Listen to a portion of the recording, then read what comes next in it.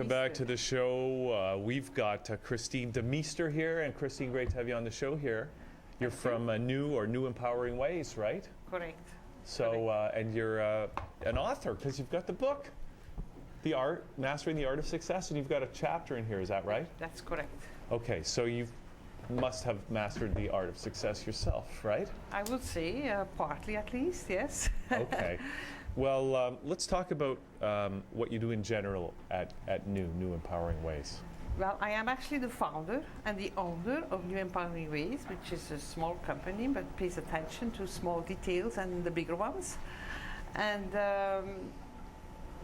I do coaching one-on-one, personal life coaching. I'm a trained life coach, personal life coach with extensive training in relationship coaching. And many aspects of our lives are influenced by our relationships. Yeah. And I practice what I preach. Christine, did you have success in a particular field before you decided to become a life coach, or have you always been in the realm of life coaching? Without knowing it, thank you for the question. Yes, without knowing it, yes, I was, but I didn't realize it. I was always very curious about life, not only my own life, but other people's lives. I always enjoyed hearing other people's stories, their challenges, how one can turn it around into opportunities. I'm a very people-oriented person. Yes, and I always see the glass half full.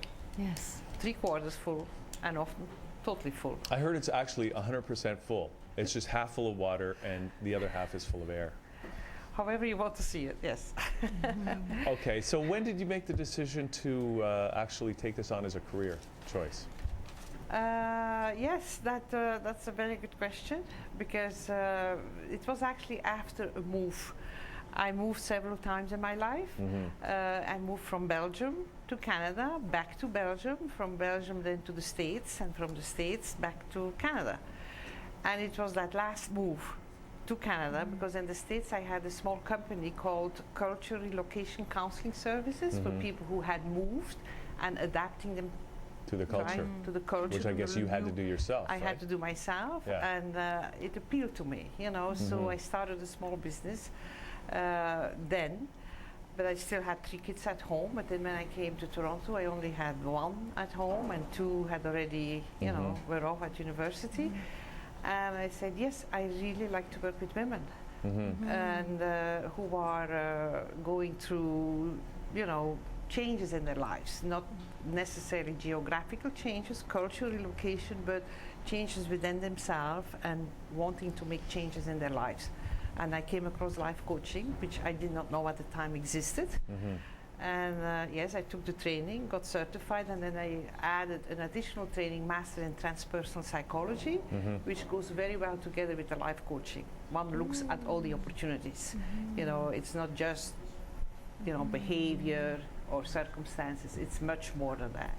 That's what transpersonal psychology transpersonal is? psychology. So I have these two, that work very well together. Okay. So you were observing your life, you were involved in your daily activities, you noticed that your interests lie in relationships and how things connected, and then you built on that to create this new path. Yes, It's yes. very interesting. Yes. Really, one is always into creating, but one is not always aware of it. So true. And how to create, right? So it does help if you have some keys, and that's what I do in my workshops. Especially on the summer retreats. I put all the workshops together in one weekend. Yes. And I give enough free time in the afternoon that people can relax, swim, hike, do whatever they choose to do. Yes. Connect, journal, meditate, hike, to let it all sink in. And they come away from the island. It's on an island. And they come away from the island renewed. That's such an important comment you just made. We're always creating, whether or not we're conscious of it. So it's better to know what we're creating. Very much so, yes. Is that true? Are we really creating? Yes, we are, all Hugh. the time? Yes. Get So out. including you. Get out of here. And if that scares you, that name creator, you can call yourself a co-creator. Okay.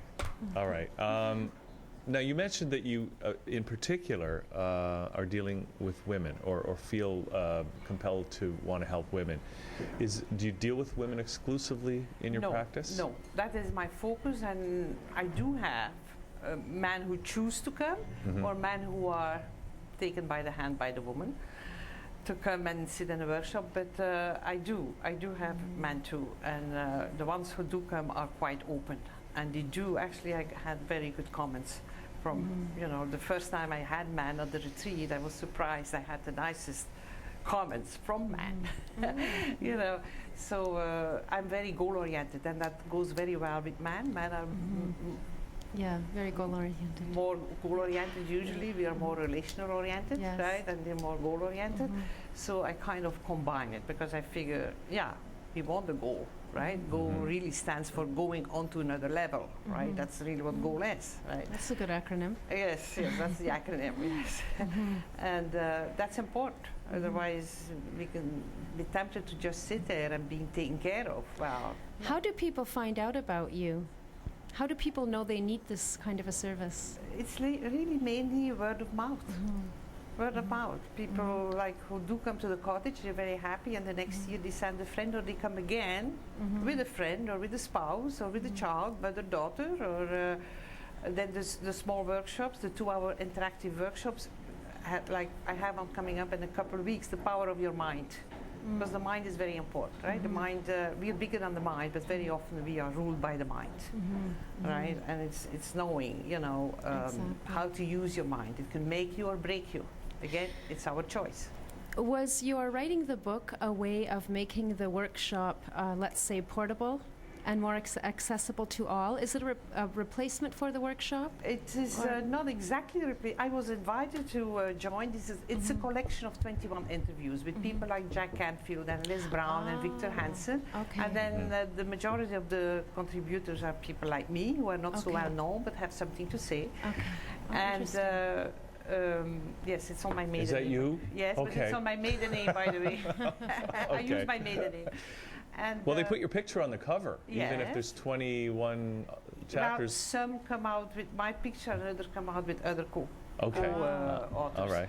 And Very I democratic. yes, and I thought, yes, some people have bought. It only came out in December last year, so it's like fresh on the market. And some people have gotten it who took my workshop already and said it's a good reminder. And I figure one day if I do something else, at least it's always there. There you go. It- What's your chapter about? Living life to its fullest. Yeah. Living How do you do that? What do you mean by that? Well, the first Live- topic now that comes into my mind is living in the moment. I would just, Be in the moment. Be 100% where you are. Stop worrying about the future. Stop Yeah. regretting the past. If only I knew I would have done that. That's a minute away from the moment, right? And if you live fully in the moment, when the future comes and becomes the moment, you will live it fully. That's one topic. Are you living this moment to the fullest, I'm Christine? really living now, right in front of both of you. I'm here 100%. I'm not worrying about anything, and I'm not regretting anything at this time. I'm here. Okay. Let me ask you a question, because as you mentioned, you discovered that this being a coach was a career option. I remember a time when I'd never heard of a coach, and I'm sure there was a time not too long ago when there was no such thing as a formal professional life coach, right? There were sports coaches though. Right, sports coaches, but to take that and just apply it to life in general is a relatively new phenomenon. And your concentration is really dealing with women, and especially women who are going through a lot of changes. And it seems that the way that the world is going, that there is a lot of change happening, and a lot of people are going through so much. Our lives today are just relentless in terms of changing all the time. Compare that to a life 50 years ago, where the pace of change was so much slower. Is that why is this happening? Why are we being confronted with so much change these days, do you think? Well, we're part of the change, right? We're part of it. But the world consists of many hues, many, I'm sorry, roses, you know, and many Christinas, and we're part of it. And it's just everything seems to go faster. Yeah. It seems, right? But we don't have to. We can have our own pace. If we don't need to be a victim of the changes. We can be, actually we can thrive in it, you know, and just pick what appeals to us. You know, like for me, it can be totally different than for you. You know, for me, you know, being right in downtown Toronto is my life. I love it. Am I going to judge somebody who decides to live in the country? No, it might be, you know, everybody has to follow their own heart and soul and then live totally out of there, you know, and it's possible. And it might look like, I think the more people there are, the more changes there will be, because we all have different ambitions in our lives. You know, I don't have to have your ambition, and you don't have to have mine. So boundaries is one of the things too. You know, you set boundaries to whatever is not feeding you. You need to learn how to say no. And I give actually a full day boundaries workshop, because I think that's one of the most important things. To live a happy life, knowing when to say no, how to say it, that you don't feel guilty afterwards, and that it's enriching you instead of impoverishing you. And you said it needs to be, we need to realize what's feeding us and what isn't feeding us, right? What's good for us, what isn't good for us. Do you find that some people have difficulty even deciding, even being able to identify what is feeding them and what isn't? Sure, because first you get to know yourself, right? You have to know yourself, because how can you know what will feed you if you don't know yourself? Are you an introvert? Are you an extrovert? Do you need people? Do you want so much time on your own? Do you want to spend more time with, you know, it depends. Like, you know, and it's not that an introvert is better than an extrovert, it's just more you. Because one of the keys is still being authentic. Be you. Be a first version of who you are instead of a second or a third version of somebody else. You know, be yourself. But to be yourself, you got to know yourself. Exactly, yeah. So you've got a chapter in this book, Mastering the Art of Success. Do you have any other writing or plans to do more? Actually, no, that's pure coincidence. I don't have any plans. Many people told me you need to write a book, but I find if things are really black and white, life is out of it, you know, changes do come, right? Because what we believe very strongly today, we might not believe next week anymore. We might change, right? So your book might be obsolete as soon as you print it. Exactly, and it was an interview, you know, so a bit of my own background, things, you know, what I believe in now, and I do because I practice it for over 15 years now. My keys, you know, attitude of gratitude, being grateful for what we have instead of always aiming on something we don't have, trying to get more, you know, and that more could be too much. Yes. Right? It's more responsibility, right? If you own 3 homes, you are responsible for 3 homes. If you have 5 kids, you're responsible for 5 kids until they grow up, you know, until they are their own, you know. So being grateful for what we have is a big thing, you know, and focusing on what we have and staying away from the attitude of greed, because if you always focus on what you wished you had, you know. I think we're seeing what that kind of an attitude has led to in the general economy. Yes, exactly. You know, and and if you're grateful for what you have, you will attract more stuff that you're grateful for. Yes. Because we know enough now with the law of attraction, it's not a mystery anymore, right? Like, I mean, you know, you get more of what you focus on. Do you find that people in general are becoming more aware, and you know, in your business even, do you find that the types of conversations you're able to have with people, they run deeper more quickly than in the past because of a general... Yes? Very true. And the younger generation, for sure. That's good to know. Very good to know. They ask questions that I didn't ask until I was 40. And they start asking the question in their late 20s. Yeah. You know. What does that mean? I mean, what do you think that means for, you know, society in general? The fact that the younger generation, I think it's a good thing, because they put their priorities differently from the older generation. You know, like it seemed to me in the past it was all about money, money, money, getting stuff, and now it's more about freedom. Do what you want to do, when you want to do it, how you want to do it. you know, and not being told what to do, when and where and how, you know. But that's me, of course. You know, some people like the security, right? And they want a job from 9 to 5 and knowing that they will have a pension, you know, and Does that still exist? A kind of security? Yeah, less and less, you know, but yeah, but my core value is freedom, so I appreciate that enormously. I would give up anything for freedom, but some people would give up anything for security. I'm with you. Yeah. But you're right, everybody's different. Yes. Now, Christine, so you've got this retreat in the summer, and Yeah. can anybody sign up for that? Yes. In July I have a women's only, Okay. and in August I have a co-ed. You know, All right. the women can bring and the men can come on their own. And I have 2 places. I have the main cottage, which can lodge 6, and I have the bunkhouse, which can lodge 4 to 6. But that would sometimes it's like a whole family that takes it, or sometimes it's a group of friends, or sometimes they don't know each other and they get to know each other. But that's usually, you know, so far it was always a group of women, like friends, you know. And you mentioned you're also doing a speaking in a couple of weeks, or doing I an do event. What is that? A workshop? A workshop. The Power of Your Mind. That's, I believe it's the 28th, but I'm not sure. But it's all on my website. Which we're going to give out in a minute. And do you have any other events coming up that you Well, want to let believe people it or know about? not, but actually a client of mine organized a meetup 10 times a year, you know, during, not during the summer because I'm up north in the summer. We meet and we choose a topic for discussion.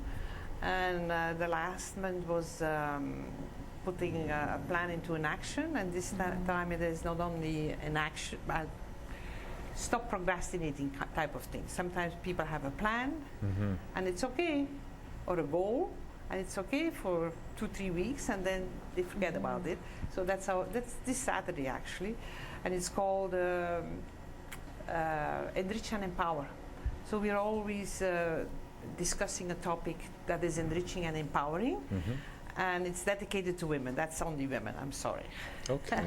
But the workshops are open to men and women, and quite often we do have men who are really tired of being, you know, on the rat race, you know, Right. who are starting to open up and Yeah. see more in life than just that goal, you know.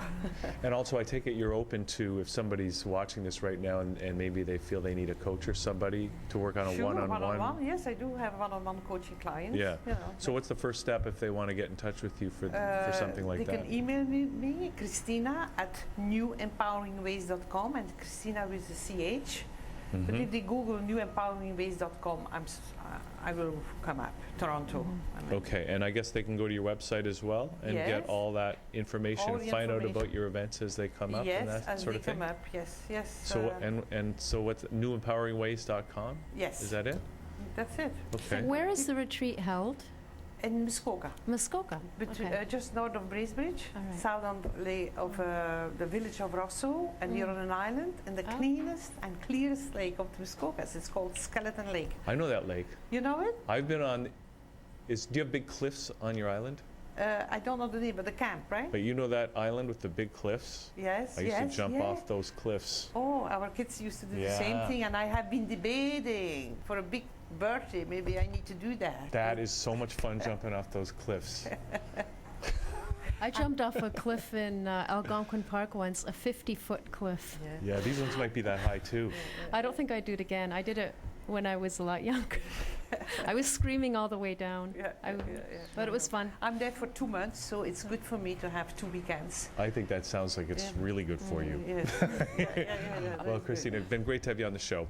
And Thank you. thank you for bringing the book in. And again, people can find out all that information at newempoweringways.com. Yes, and right? it's posted on my homepage, the book, Yeah. you know, and they can actually order it, or if they live in Toronto, they can pick it up and save the postage. Fabulous. Okay, Christina, thanks a lot Thank for you. doing this. Thank you. We're going to just take a little break right now, and then we're going to come back with Dr. Kareem and Pierre Paulo. And we are going to have a fascinating conversation as Liquid Lunch continues. We'll be right back. Thank you. I know. So don't tell me I'm wrong, 'cause I'm right. And I'm so right, I'm not wrong.